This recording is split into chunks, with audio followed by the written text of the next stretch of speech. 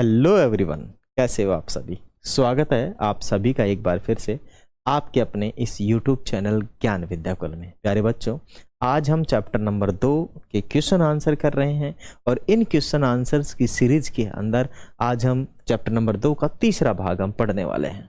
ठीक है, इसके अंदर हम अति लघुतरात्मक जो प्रश्न है, मानी छोटे छोटे जो प्रश्न है 2-2 लाइन के, उनको आज हम सीखने वाले हैं, समझने वाले हैं।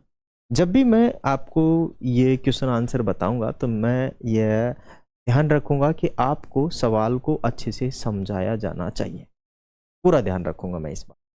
पहली बार यदि आप लोग हमसे जुड़े हैं तो चैनल को लाइक शेयर एंड सपोर्ट करें। हमारा आपके सपोर्ट की हमें बहुत ज़्यादा ज़रूरत है, बहुत ज़्यादा नीड है। प्लीज़ आप हमें सपोर्ट करें जिससे कि हम और आपके लिए स्टाफ लेकर आएँ और आपको अच्छे अच्छे कंटेंट्स प्रोवाइड करवा सकें कक्षा 6 से लेकर 10 तक। प्लीज़ मेरी हम्बल रिक्वेस्ट है आप लोगों से, ठीक है ना। तो प्लीज़ हमें सपोर्ट करें, हमें सपोर्ट की बहुत ज़्यादा आवश्यकता है।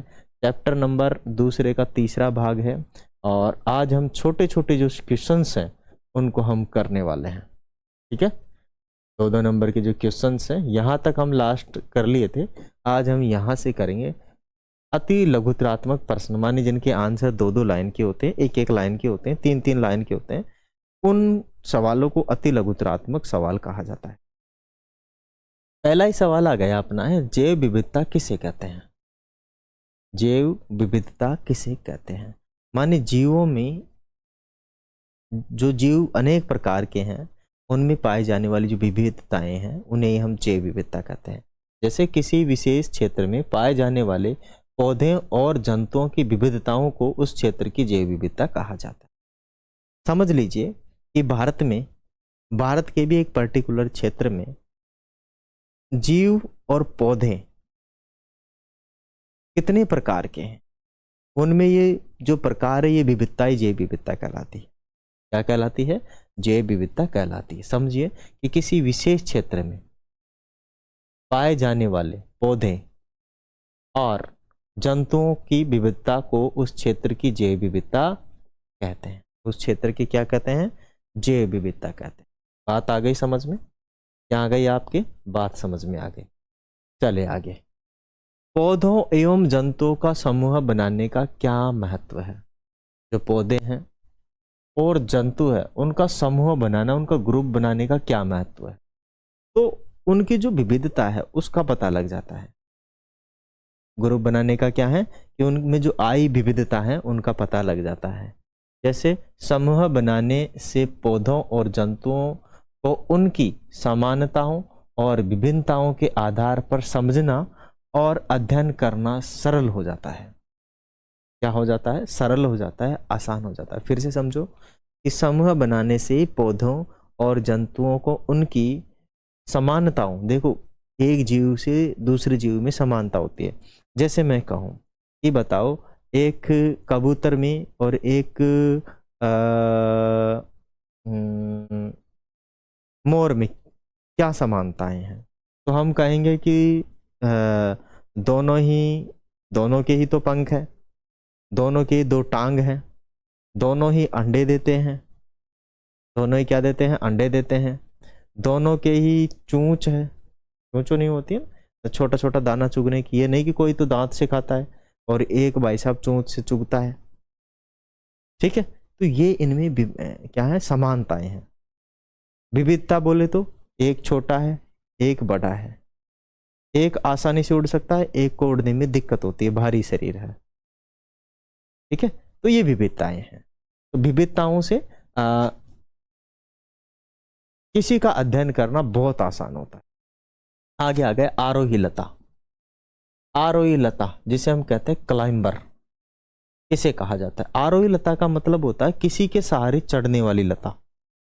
जैसे अगर उसके सहारा नहीं मिले ना तो यहाँ नीचे जमीन पर फैल जाए, और सहारा मिल जाए तो चढ़ जाए। ठीक है ना, मतलब समझो कि वे पौधे जिनके तने दुर्लभ होते हैं, दुर्बल होते हैं, कमजोर होते हैं, उनके तने क्या है? खड़े नहीं रह पाते, कमजोर होते हैं, उनको ऊपर चढ़ने और बढ़ने के लिए सहारे की जरूरत होती है। किसकी जरूरत होती है? सहारे की जरूरत होती है। आरोही लता या फिर जिसे हम कहते हैं क्लाइंबर, क्लाइंबर कहते हैं। क्या कहलाती है? क्लाइंबर कहलाती है। जैसे काफी सारे मैं एग्जाम्पल देता हूं। अपने पास खरबूजा ककड़ी, खरबूजा ककड़ी, ठीक है। और ये हो गया अपना खरबूजा ककड़ी तरबूज, और ये अंगूर हो गया, और भी काफी सारे ऐसी लताएं हैं जो किसी दूसरे के सहारे खड़ी होती है। उनका जो तना होता है ना बहुत दुर्लभ होता है, दुर्बल होता है, कमजोर, दुर्बल बोले तो कमजोर होता है। आगे आ गया सिरा। सिराएं किन्हें कहते हैं? सिराएं किन्हें कहते हैं? सिराओं का मतलब है अपने शरीर में भी सिरा और वैन पाई जाती है, सिरा और धमनियां पाई जाती है, ठीक है। सिराएं वो होती हैं जो ब्लड को ले जाने का काम करती हैं, धमनियां वो होती हैं जो ब्लड को लाने का काम करती हैं। यहां पर भी वैसा ही है। यहां पर मतलब कि पौधे की पत्तियों के अंदर पानी और खनिज तत्वों को पहुंचाने के लिए जो वेंस होती हैं, नलिकाएं होती हैं, वही क्या है? सिराएं कहलाती है। चले आइए, मानी पौधे की पत्तियों पर पाए जाने वाली रेखाओं को हम क्या कहते हैं? सिराएं कहते हैं। ये वेंस ही होती हैं, इनके थ्रू ही पानी जाता है उनके अंदर, ठीक है। और ये एक तरीके से क्या होती है? रेखाएं भी होती हैं। क्या होती है? रेखाएं होती हैं, पतली रेखाएं होती हैं। क्या होती हैं? पतली रेखाएं होती हैं। समझिए, सिराएं किन्हें कहा जाता है? मानी पौधे की पत्तियों पर पाए जाने वाली पतली रेखाओं की सिराएं, पतली रेखाओं की सिराएं कहलाती है। क्या? रेखाओं की, पतली रेखाओं को क्या कहते हैं? सिराएं कहते हैं। आगे बात समझ में? आगे आ जाओ। मूसला जड़ से क्या तात्पर्य है? मूसला जड़ से क्या तात्पर्य है? मतलब एक जड़ पे काफी सारी जड़ आ जाना, ठीक है। एक जड़ ये तो ऊपर उग रहा है और ये एक ही जड़ थी, और इसी एक जड़ से काफी सारी जड़ निकल रही है ऐसे, और फिर इनके भी काफी सारी जड़ निकल रही है। तो ऐसी जड़ को हम मूसला जड़ कहते हैं या मूसला मूल कहते हैं, ठीक है। मानी पौधों में जड़ों का वह प्रकार जिसमें एक मुख्य जड़ होती है और जिसमें छोटी छोटी पार्श्व मानी समांतर जड़ें निकलती है, मूसला जड़ कहलाती है। क्या कहलाती है? मूसला जड़ कहलाती है। समझा दिया मैंने आपको। पर्वतीय क्षेत्रों में पाए जाने वाले देवदार वृक्ष की क्या विशेषताएं हैं? ठीक है ना, देवदार, देवदार या देवदार वृक्ष कहते हैं, चीड़ के पेड़ भी कहते हैं शायद इन्हें, देवदारू को ही कहते हैं शायद, चीड़ का पेड़ या फिर देवदार ही होगा। देवदार वृक्ष शंक्वाकार, शंक्वाकार का मतलब ऐसे ऐसे रहते हैं, पर्वतीय क्षेत्रों में उगते हैं ऐसे, बहुत ज्यादा फैलते नहीं है ये, ऐसे ही रहते। चीड़ के पेड़ तो फैलता होता है, नहीं ये नहीं है, ठीक है ना। देवदारू अलग होता है, चीड़ अलग होता है, मैं समझ गया, ठीक है। तो देवदारू वृक्ष शंक्वाकार के होते हैं, मतलब ये ऐसे होते हैं, यूं नीचे से एक ही तना होता है शाखाओं में, और इनकी जो है ना पत्तियां यूं छोटी छोटी शाखाएं होती है, उनमें यूं लगा रहता है, यूं थोड़ा सा और फैलता है, ज्यादा नहीं, पर बहुत ज्यादा नहीं फैलता। अगर इन पे बर्फ गिरे तो नीचे फिसल के आ जाती है, पानी गिरे तो भी नीचे फिसल के आ जाता है, ठीक है। तो शंक्वाकार के होते हैं और इनकी शाखाएं लचीली और झुकी हुई रहती है, माने इनकी जो शाखाएं लचीली होती है और झुकी हुई होती है, झुक जाती है। आगे आ गए, अनुकूलन किसे कहते हैं? अनुकूलन किसे कहते हैं? मानी ऐसा पर्यावरण जिसमें कोई जीव जीवित रह सके, अनुकूलन कहलाता है। अब समझे, मानी वे विशिष्ट विशेषताएं जो पौधे और जंतुओं को किसी विशेष क्षेत्र में जीवित रहने में सक्षम बनाती है, ठीक है, अनुकूलन कहलाती है। मैंने क्या कहा कि ऐसा पर्यावरण जहां पर कोई भी जीव जीवित रह सके या जीवित रहने में सक्षम हो सके, जैसे मैं, हम सब इस पृथ्वी के कुछ हिस्सों के अंदर जीवित रह सकते हैं। अब अगर आप समझें कि नहीं भाई साहब आप तो गलत बोल रहे हैं, तो पृथ्वी के कुछ हिस्से ऐसे भी हैं जहां हम जीवित नहीं रह सकें। जैसे हमें उत्तरी ध्रुव पे छोड़ दिया जाए, दक्षिणी ध्रुव पे छोड़ दिया जाए, कितने समय तक जीवित रह पाएंगे? वहां के उस बर्फीले तूफानों से या फिर बर्फ से या बर्फ में कितने दिन तक रह पाएंगे? क्योंकि वहां तो 12 पूरे के पूरे साल भर 10-10, 20-20 फीट, 30-30, 40-40 फीट बर्फ पड़ी रहती है। तो उधर पैदल चलना भी मुश्किल है, उधर घर से बाहर निकलना भी मुश्किल है, उधर घर बनाना भी मुश्किल है, उधर रहना भी मुश्किल है। तो वहां कोई अनुकूलन नहीं है। हाँ, वहां कुछ टाइम के लिए लोग जो है खोज करने जाते हैं, ठीक है ना, वैज्ञानिक दृष्टिकोण से जाते हैं। वैसे कोई नहीं जाता वहां पे हालत खराब करने की, मेरा जैसे चला जाए वैसे ही सांस घुट के मर जाए वहां पे।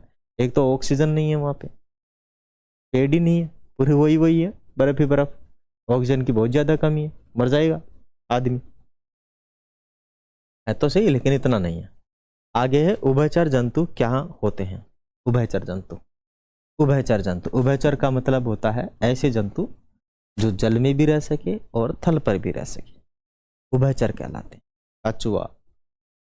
कछुआ हो गया, मेंढक हो गया, मगरमच्छ हो गया, गैंडा हो गया, ये उभयचर है। ये जल में भी रह सकते हैं और थल में भी रह सकते हैं, इसीलिए इन्हें उभयचर कहा जाता है। मतलब वे जंतु जो जल के साथ साथ थल पर भी रह सकते हैं, उभयचर कहलाते हैं। अब इनके अलावा मछली को उदाहरण दो, क्या मछली जल के अलावा बाहर आते जीवित रह जाएगी एक दिन भी? मेंढक जीवित रह जाएगा, मिट्टी में घुस जाता है। कछुआ रह जाएगा, मिट्टी में, गीले मिट्टी के अंदर दुबक जाता है, ठीक है, वैसे भी घूम लेता है। मगरमच्छ भी रह लेता है, गैंडा भी रह लेता है, रहता नहीं रहता। चलिए आगे है, हमें अपने ग्रह को जीवन से परिपूर्ण बनाए रखने के लिए क्या करने की आवश्यकता है। हमें अपने ग्रह को जीवन से परिपूर्ण बनाए रखने के लिए क्या करने की आवश्यकता है? बच्चे पैदा करने की आवश्यकता है। क्या करने की? बच्चे पैदा करने की, ठीक है ना।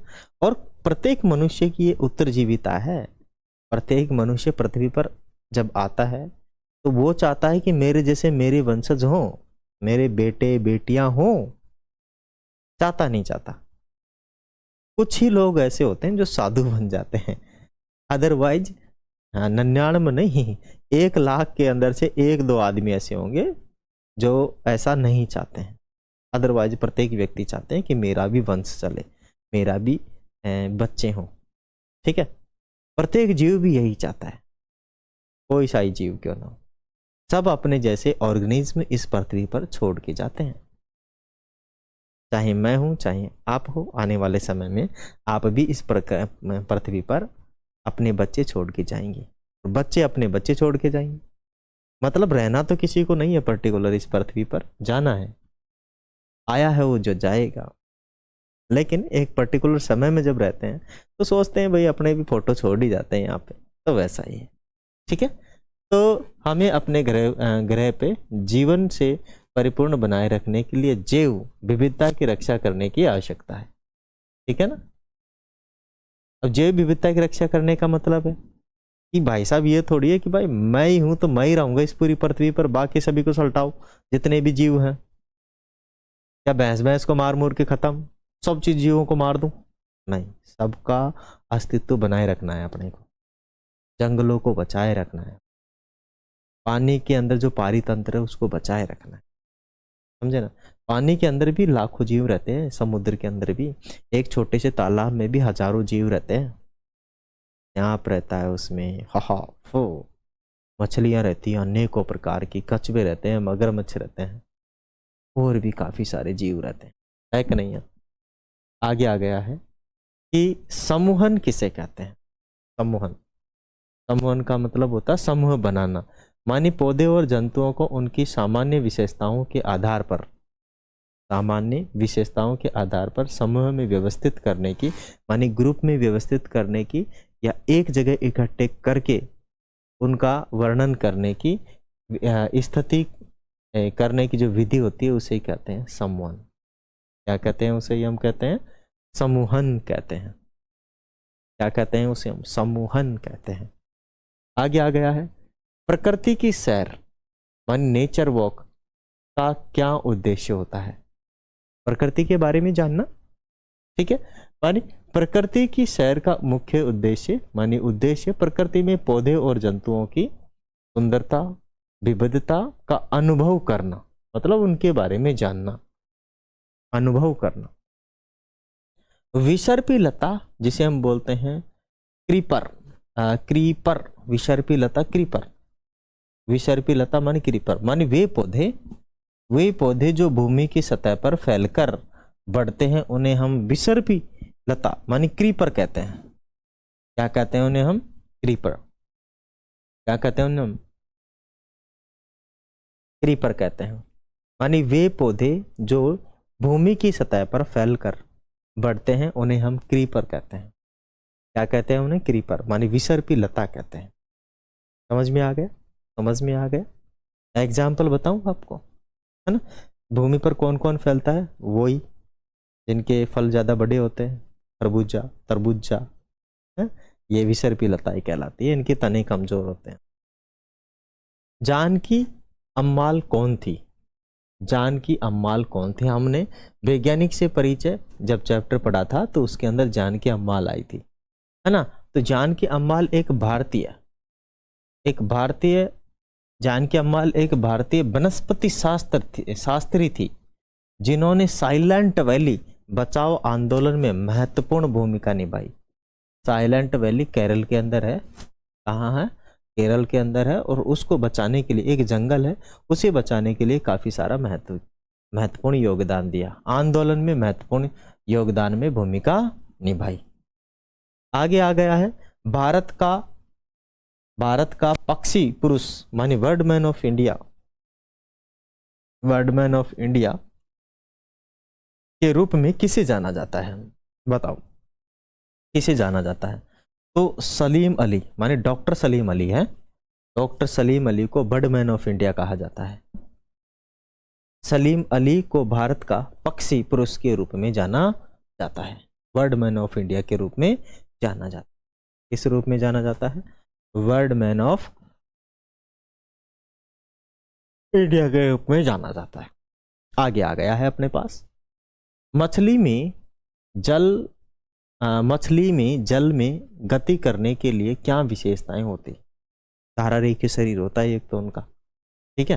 माने मछली में जल में गति करने के लिए क्या विशेषताएं होती है, या क्या क्या विशेषताएं होती है? तो पंख होते हैं, धारा रेखीय शरीर होता है। जल में गति करने के लिए मछली में धारा रेखित माने स्ट्रीमलाइन्ड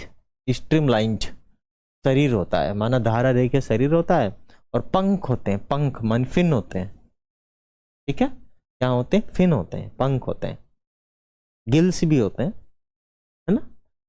जल में जीवित रहने के लिए, गति करने के लिए तो पंख ही होते हैं, जीवित रहने के लिए गिल्स होते हैं। क्या होते हैं? गिल्स होते हैं। आगे राजस्थान के मरुस्थल में पाए जाने वाले नागफनी के पौधे के तने की क्या विशेषताएं हैं? नागफनी का जो पौधा होता है ना, अब ये तो वो डंडाथोर कहते हैं ना उसे, वही है नागफनी का पौधा। एक थापाथोर होता है, एक डंडाथोर होता है, ठीक है? तो नागफनी का मतलब एक थापाथोर की बात कर रहा है ये, जिसके पत्ते मोटे मोटे होते हैं, गीदलदार, और उस पे कांटे बने रहते हैं, ठीक है ना? तो नागफनी मैं आपको बताऊं कैसा रहता है, अभी जस्ट अ फ्यू मिनट। नागफनी है ना, नागफनी अभी मैं बताता हूं आपको। नागफनी, नागफनी,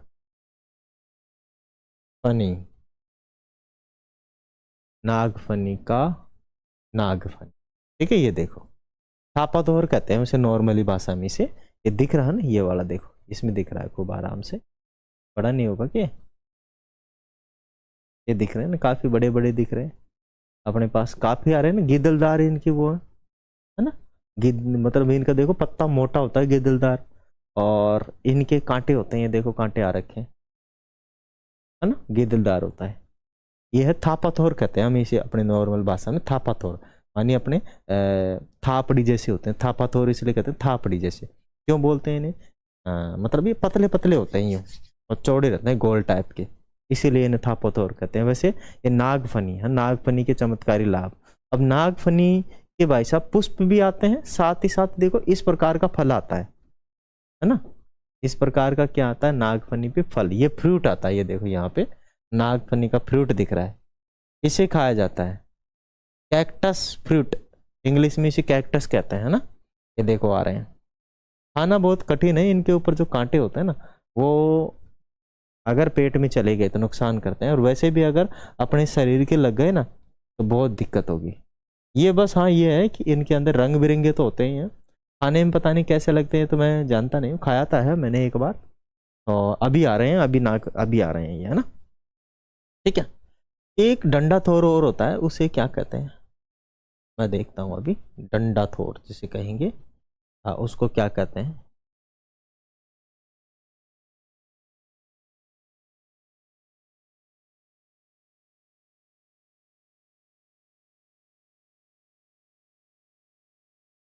ठीक है, अपने गांव की भाषा में तो डंडा थोर कहते हैं। हाँ मिल गया ये, है ना। इंग्लिश में क्या कहते हैं, इंग्लिश में भी यही आ रहा है, डंडा थोर ही है ना। दो प्रकार के होते हैं, एक तो इस टाइप के देखो, है ना, और एक होता है ये इस टाइप के से, ये इस टाइप के अलग ही चौकोर टाइप के होते हैं। ठीक है, अपन इस टाइप के की बात कर रहे हैं, इस टाइप की बात कर रहे हैं। ये अपने डंडा थोर है ना, ये जो दिख रहे हैं ये अपने डंडा थोर ही। इनके बहुत छोटे छोटे पत्ते आते हैं जिनकी सब्जी बनाई जाती है। ठीक है, मल्टी स्ट्रीम्ड कैक्टस ही होगा ये भी, है ना। इसको इंग्लिश में देखो क्या कहा गया है, सोनोरा, सोनोरा। इंग्लिश में क्या कहा, डंडा थोरी कहा गया है इसे ना, डंडा थोरी कहा गया है। ये भी एक तरीके से कैक्टस ही है, समझो क्या है, एक तरीके से कैक्टस ही है। तो क्या है देखो, नागफनी का तना मोटा और मसल्स होता है, मतलब बीच में गीदल होता है, गिद्दा होता है, जिससे वह जल को संग्रहित कर सकता है। मानी देखो बारिश के दिनों के अंदर, हाँ सॉरी, गर्मी के दिनों में मरुस्थल के अंदर गर्मी ज़्यादा पड़ती है, ठंडा मौसम कम समय के लिए रहता है और बारिश भी कमी होती है। तो ऐसी कंडीशन में इन पौधों को पानी की जरूरत तो रहती है गर्मियों के अंदर, लेकिन मरुस्थल में तो वैसे ही पानी नहीं है, तो फिर जीवित कैसे रहते हैं, क्योंकि अपने अंदर ही पानी को स्टोर कर लेते हैं बारिश के समय। ठीक है, क्या कर लेते हैं, जल संग्रहित कर लेते हैं, जल संग्रहित कर लेते हैं। नागफनी समझ गए, जिसे हम थापाथोर कहते हैं ना, थापाथोर, आ पा थोर। ठीक है, थापाथोर।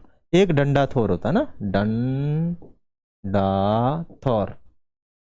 ठीक है, थापाथोर, डंडा थोर, ये दो पेड़ है, पौधे हैं, ये वहां पे उगते हैं। ये गांव की मतलब इधर की भाषा में कहते हैं, डंडा थोर तो होता ही है, थापा थोर को ये क्या कहते हैं, नागफनी, है ना। क्या कहा गया है, नागफनी कहा गया थापा थोर को। क्या बात आ रही है समझ में आपके प्रॉपर तरीके से। If you have any problem to ask me. चलिए आगे चलते हैं। बाघ परियोजना माने प्रोजेक्ट टाइगर से आप क्या समझते हैं। ठीक है, माने प्रोजेक्ट टाइगर हमारे राजस्थान के अंदर भी भाई साहब लागू है, कहाँ पे, रणथंभौर टाइगर रिजर्व के अंदर, सरिस्का टाइगर रिजर्व के अंदर। लेकिन सरिस्का में इतने टाइगर नहीं है कंपैरिजन टू किसके, अपना जो वो है क्या बोलते हैं, रणथंभौर। रणथंभौर में 300-400 के करीब वहां पे बाघ हैं, शेर हैं जिसे हम कहते हैं। और जबकि सरिस्का में 2-3 ही होंगे, इससे ज्यादा नहीं होंगे, 4 होंगे, है ना। वो भी यहाँ पे क्या है, रह नहीं पाते, जीवित नहीं रह पाते, उसका रीजन है कि सरिस्का के अंदर लोग ज्यादा रहते हैं। सरिस्का जो क्षेत्र है काफी बड़ा क्षेत्र है, जबकि रणथंभौर का इतना बड़ा क्षेत्र नहीं है। ठीक है, सरिस्का क्षेत्र बहुत बड़ा है, कम से कम अगर हम लगा के चले तो 40 किलोमीटर का एरिया हो सकता है। 40 किलोमीटर यूं, 40 किलोमीटर यूं, इतना एरिया है उसके अंदर। 40 नहीं तो 30 तो मान लो, 30 बाई 30 मतलब 900 वर्ग मीटर, 900 वर्ग किलोमीटर है, 900 वर्ग किलोमीटर के करीब का एरिया है। जबकि वहाँ इतना नहीं है रणथंभौर में, वहाँ क्षेत्र छोटा है लेकिन उसके अंदर लोग नहीं रहते हैं, सभी लोगों को वहाँ से विस्थापित कर दिया गया है। जबकि इधर जो सरिस्का है, जैसे सरिस्का प्रारंभ होता है इधर से, तो इसके अंदर काफी सारे गांव हैं, सरकार आसानी से विस्थापित नहीं कर सकती, खेती होती है, लोग बहुत ज्यादा रहते हैं, बहुत पुराने पुराने गांव हैं, हजारों साल पुराने गांव हैं, उनको विस्थापित करना आसान नहीं है। ठीक है ना, तो वैसे टाइगर रिजर्व तो बनाया जा रहा है इसे भी, मानी बंगाल टाइगर की घटती संख्या के संरक्षण के लिए 1973 में आरंभ की गई योजना बाघ परियोजना मानी प्रोजेक्ट टाइगर के नाम से जानी जाती है। किस नाम से जानी जाती है? प्रोजेक्ट टाइगर के नाम से जानी जाती है। आगे आ गया चीता पुनर्वास परियोजना। हाँ, ये चीता ही है वहाँ भाई साहब वहाँ पे ठीक है ना। वैसे टाइगर रिजर्व बोला जा रहा है उसको भी, लेकिन टाइगर एक दो होंगे, चीते चीते है वहाँ पे। इधर चीते हैं सरिस्का के अंदर ना। सरिस्का हमारे से ज़्यादा दूर नहीं है, 25-30 किलोमीटर दूर है अभी यहाँ से, जहाँ मैं हूँ ना वहाँ पे। और रणथंबोर होगा यहाँ से लगभग 100 किलोमीटर, 100 से 110 किलोमीटर होगा। ठीक है, क्योंकि हम दौसा जिला में रहते हैं और जो अपना सरिस्का है वो अलवर जिले में पड़ता है, लेकिन दौसा जिले से तुरंत सटता है। तो हमारे यहाँ से 25 किलोमीटर तक तो जो है अलवर की सीमा है। फिर अलवर की सीमा से 6 किलोमीटर 5-6 किलोमीटर अंदर चलते ही सरिस्का स्टार्ट हो जाता है। ठीक है, तो लगभग अगर हम एवरेज लगा के चले तो 32-30 किलोमीटर या 32-35 किलोमीटर यहाँ से सरिस्का क्षेत्र पड़ जाता है अपने से। और उधर हमारे रिलेटिव भी रहते हैं तो उधर जाना आना रहता है सरिस्का के अंदर। रणथंबोर तो बहुत ज़्यादा दूर है यहाँ से, लगभग 110-20 किलोमीटर के करीब होगा।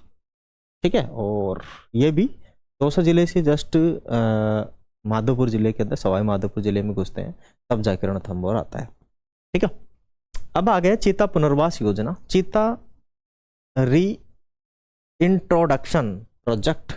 ठीक है, माना कि चीता की जो है माने चीता की संख्या को पुनर्स्थापित करने के लिए 2022 में चीता पुनर्वास योजना प्रारंभ की गई। देखो ये जो जीव है ना, चीता शेर, इनको ये लोगों को देखते ही नहीं छोड़ते, लोग इन्हें देखते ही नहीं छोड़ते। ठीक है ना, कहने का मतलब ये है जैसे कि सरिस्का क्षेत्र है तो वहाँ काफ़ी सारे लोग रहते हैं। अब अगर वहाँ पे शेर छोड़ा जाएगा तो लोगों को नुकसान पहुंचाएगा, स्वाभाविक है। तो क्या करते हैं लोग, कुछ न कुछ गड़बड़ कर देते हैं। ठीक है, नहीं आई बात समझ में? हाँ, कुछ न कुछ क्या कर देते हैं, गड़बड़ कर देते हैं, मतलब उसे रहने ही नहीं देते वहाँ पे। अगर वो रिहायशी इलाकों में आता है और अगर किसी व्यक्ति को हानि पहुंचा दिया तो फिर वहाँ के लोग उसे छोड़ते नहीं, किसी न किसी बहाने से उसे सल्टा देते हैं। ठीक है, अब क्योंकि वहाँ लोग ज़्यादा रहते हैं कंपैरिजन टू रणथंबोर। ठीक है, इसीलिए वहाँ पे कभी मतलब बहुत ज़्यादा मात्रा के अंदर रह नहीं पाएंगे, है ना, लोग रखते हैं इलाज। चलिए, तो समझ में आ गया। आगे चलते हैं। किन राज्यों में गोडावन के आवासों पर संरक्षित क्षेत्र घोषित किया गया? गोडावन ना, राजस्थान का शायद राज्य पक्षी गोडावन है। राजस्थान का राज्य पक्षी क्या है? गोडावन है। और गोडावन को संरक्षित करने के लिए उसका मतलब खत्म होता जा रहा है। रीजन है उसका कि एक तो साल भर में सुना है वो एक ही अंडा देता है ना गोडावन, और उसका भी यदि बच्चा मर जाए ना तो फिर उसकी ग्रोथ नहीं हो पाती है, मतलब उनकी जो जनसंख्या है बढ़ नहीं पाती। मैं देखता हूँ कि अभी अपने पास यही है, हा? मैंने वैसे पढ़ा तो था, फिर भी कोई बात नहीं है। Godown, godown, godown, godown. ठीक है, ये गोडावन रहा, दिख रहा है? काफी सारे गोडावन गोडावन आ रहे हैं। अब ये थोड़ा सा ये भी देख लेते हैं, गोडावन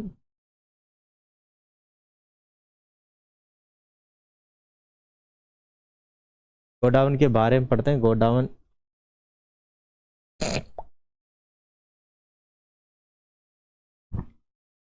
ठीक है, तो गोडावन के बारे में थोड़ा सा पढ़ते हैं।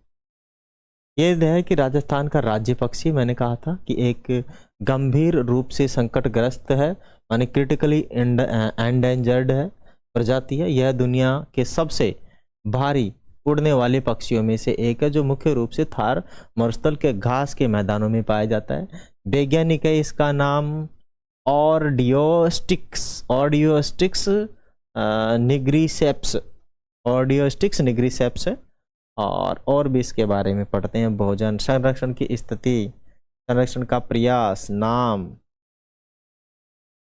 ठीक है ना, वह काफ़ी सारी चीज़ें हैं इसके अंदर, है ना।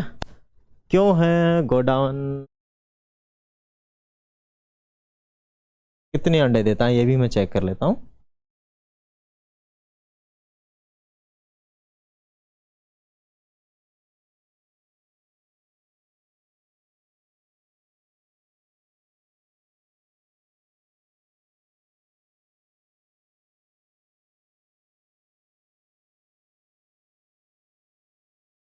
देखो यहाँ पे होगा, आएगा अपने पास, है ना। राजस्थान का राज्य पक्षी है, आमतौर पर साल में केवल एक ही अंडा देता है, बस यही कमी है इसकी, है ना।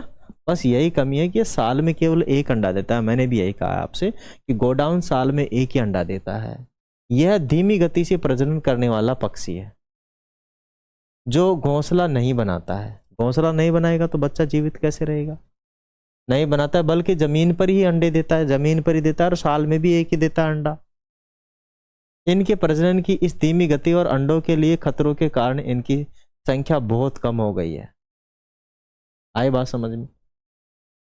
प्रजनन काल मानसून के दौरान होता है इनका, घोंसला नहीं बनाते, गड्ढे में देते हैं ये अंडे, ठीक है। बहुत जैसलमेर के अंदर अभी पाए जा रहे हैं, है ना। इनको कृत्रिम आवास देना पड़ता है भाई, क्या देना पड़ता है, कृत्रिम आवास देना पड़ता है। आप लोग समझ गए होंगे, ठीक है। अब समझिए जो गोडाउन है उनके बारे में मैंने बता दिया कि ये राजस्थान का राज्य पक्षी है। साथ ही साथ ये अंडे कितने देता है, साल में एक ही अंडा देता है, घोंसला नहीं बनाता है, ये किसी घास के गड्ढे में दे देता है, घास के मैदान में दे देता है और वहां से भी कोई गड्ढा ढूंढता है वहां देता है। बच्चा निकल जाने के बाद कोई गारंटी नहीं है वो जीवित रह ही पाएगा, इसीलिए इनकी जनसंख्या घटती जा रही है, क्योंकि साल में एक ही अंडा देता है। प्रजनन संख्या जो क्षमता है वो धीरे है, धीमी है इनकी। एक अंडा देता है, बच्चा हो सकता है जीवित रह जाए, जीवित रह जाए तो संख्या बढ़ जाएगी उसकी, नहीं तो नहीं, ठीक है ना। तो वही प्रॉब्लम है। कौन कौन से हैं राज्य क्षेत्र है, गुजरात है, राजस्थान है, महाराष्ट्र है। महाराष्ट्र राज्य में गोडाउन के आवासों को संरक्षित कर क्षेत्रों को क्या किया गया है, घोषित। राजस्थान के जैसलमेर में भी इनका जो क्षेत्र है उसको संरक्षित किया गया है और कृत्रिम रूप से माने इनको कृत्रिम आवास प्रदान करके भी क्या दिलवाए जा रहे हैं, अंडे दिलवाए जा रहे हैं, वहां पे इनके रख के इनकी जनसंख्या को बढ़ाया जा रहा है, ठीक है। क्योंकि ये क्रिटिकली एंडेंजर्स उसके अंदर आ गया है, मतलब इनकी जो जनसंख्या है, इनकी जो संख्या बहुत कम हो चुकी है। आई थिंक आप लोग समझ गए होंगे और ये सवाल अच्छे से समझे होंगे। मैं छोटे छोटे पार्ट्स में लेकर आ रहा हूँ। अगले वाले के अंदर ये अति लघुतरात्मक पर्सन थे, अब लघुतरात्मक पर्सन अगले वाले सेशन में हम करेंगे। वीडियो अच्छा लगे तो वीडियो को लाइक कर दीजिएगा, शेयर कर दीजिएगा एंड सब्सक्राइब कर लीजिएगा। और आप लोगों से हमारा हाथ जोड़ के निवेदन है कि भाई ज़्यादा से ज़्यादा सपोर्ट करें, सब्सक्राइब करें और शेयर करें। आपके सपोर्ट की हमें बहुत ज़्यादा ज़रूरत है, please. This is my humble request to you my all dear friend. Thank you and thanks for watching. जय हिंद। निवेदन है बस आपसे, वही सब्सक्राइब करें। हम और ज़्यादा स्टाफ लाना चाहते हैं, आप लोग हमें सपोर्ट कीजिए प्लीज़। Thank you. जय हिंद।